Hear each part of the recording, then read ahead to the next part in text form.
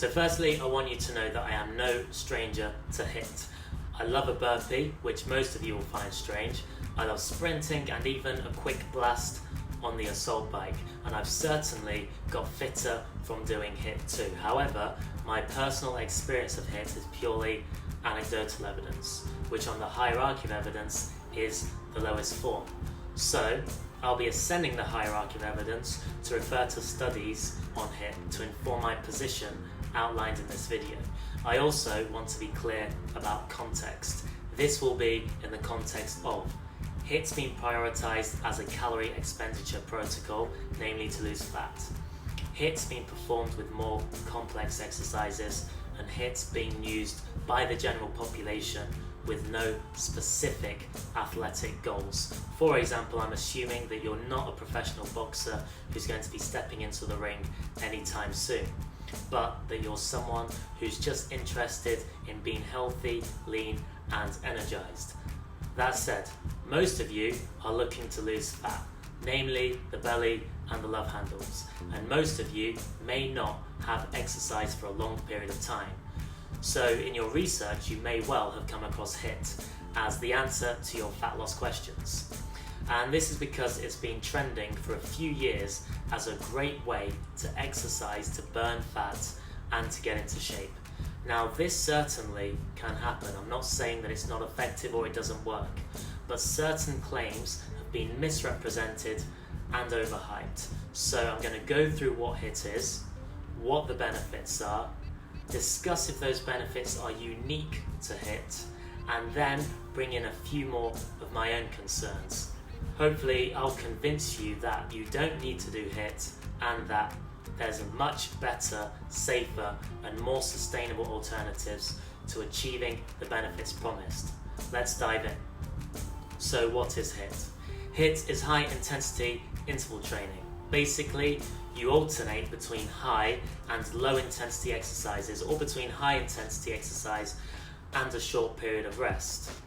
For example, you can do squat thrusters and then star jumps, or go all out on the assault bike for 20 seconds before a short rest.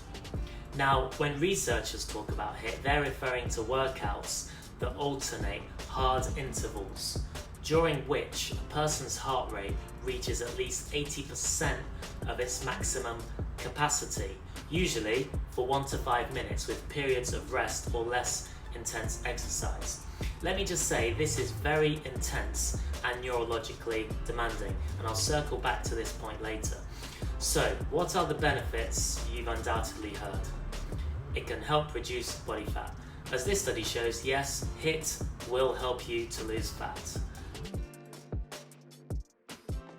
Afterburn effect, otherwise known as excess post-exercise oxygen consumption, or EPOC, is the phenomenon where your metabolism is increased for up to 3 to 24 hours post-exercise.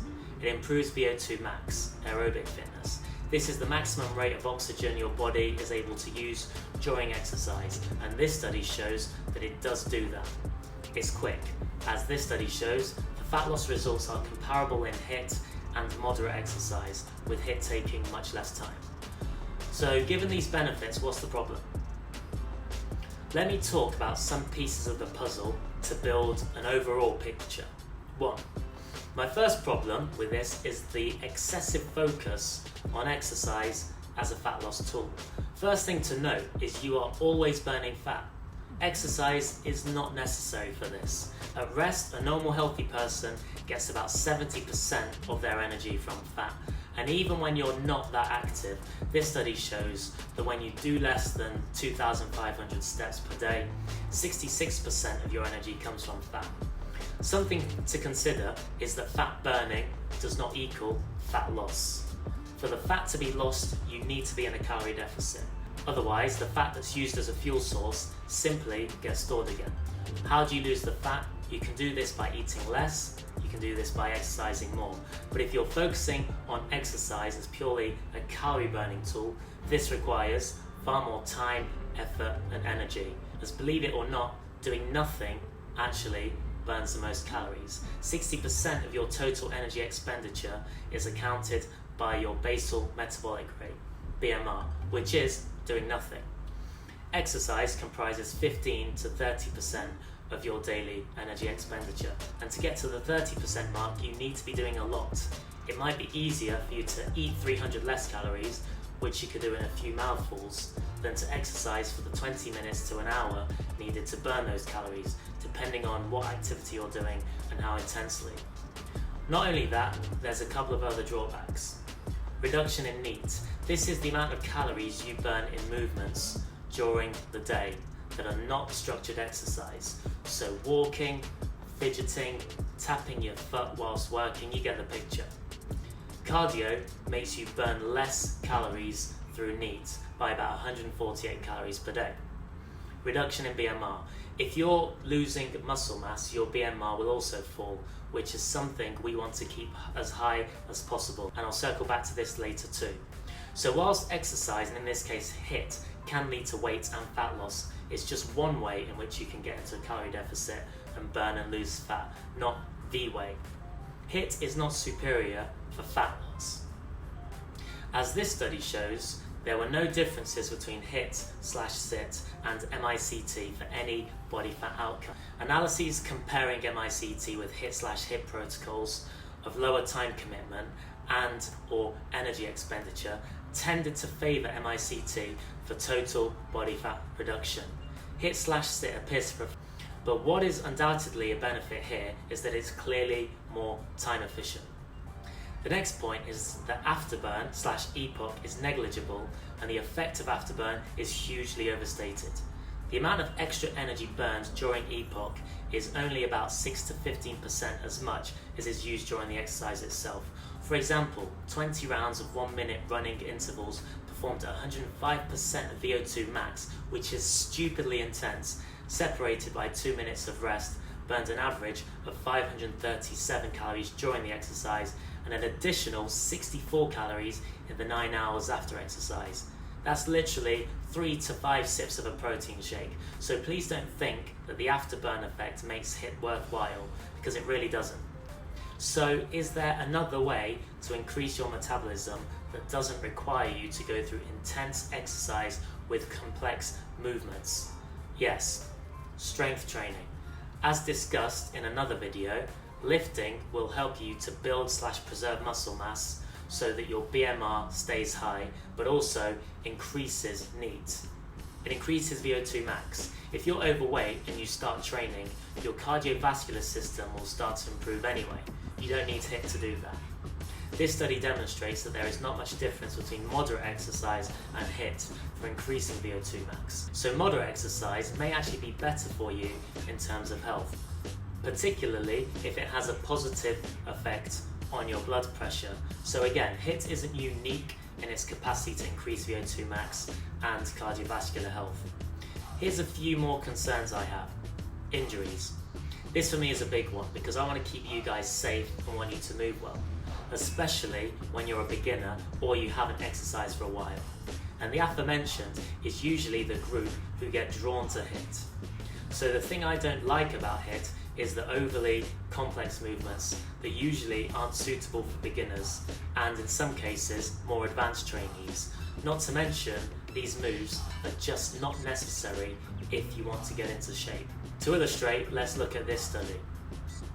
The objective was to estimate the injury incidence related to exercise such as burpees, push-ups, lunges, and exercise equipment such as barbells, kettlebells and boxes, which are representative of HIIT exercise programs. The results: there were an estimated 3,988,903 injuries, most in males, 58%, aged 20 to 39. Most commonly, injuries were in the lower extremity, 35.3%, trunk, 28.5%, and upper extremity, 19.6%. From 2012 to 2016 versus 2007 to 2011, there was a 144% increase in all injuries, including a 159% increase in trunk injuries, 137% increase in lower extremity injuries, and 132% increase in upper extremity injuries. There was also a 127% increase in lower extremity strains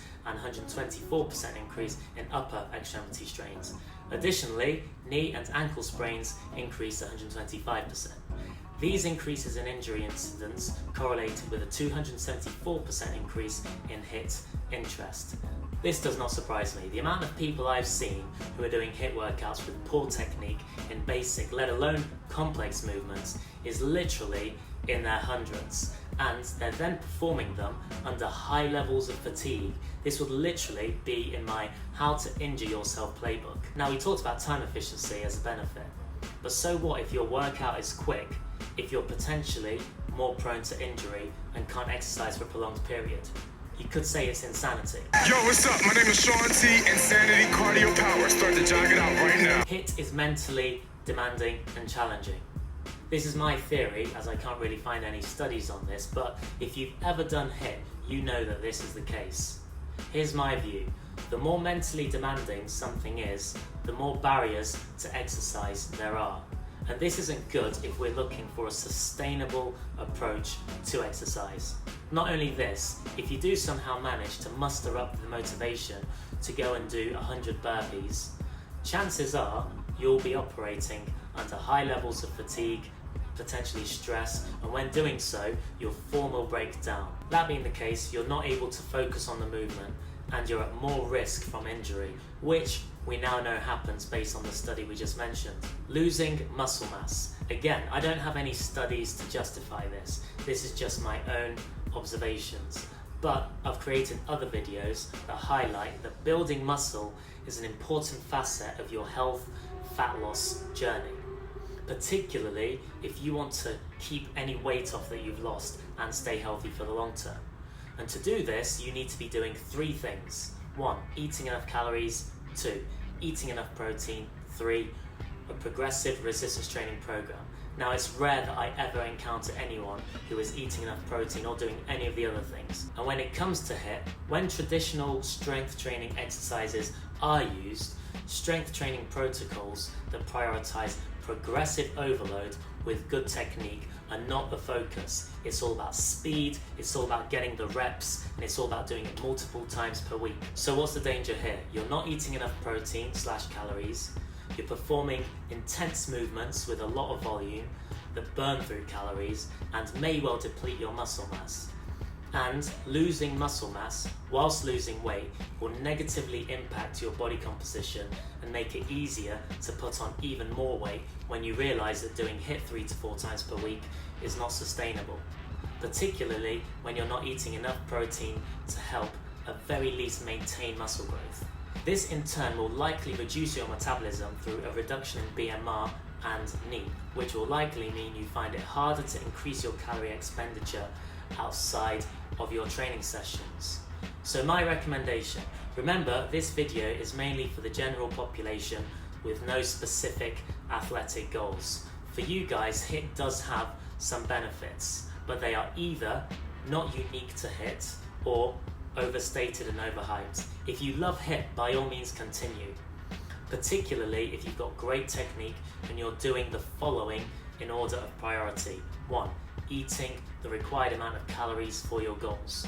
2, eating enough protein. 3, doing a resistance training program with a focus on progressive overload and good technique. If you're not doing the above and you're a beginner who hasn't exercised for a few years, please save your ankles, save your knees, save your elbows, save your shoulders, save your mental energy, save your muscle mass, sort out your diet, do strength training, move a little more, and keep consistent. Do that and you'll get all the benefits of HIIT and maintain them for the long term.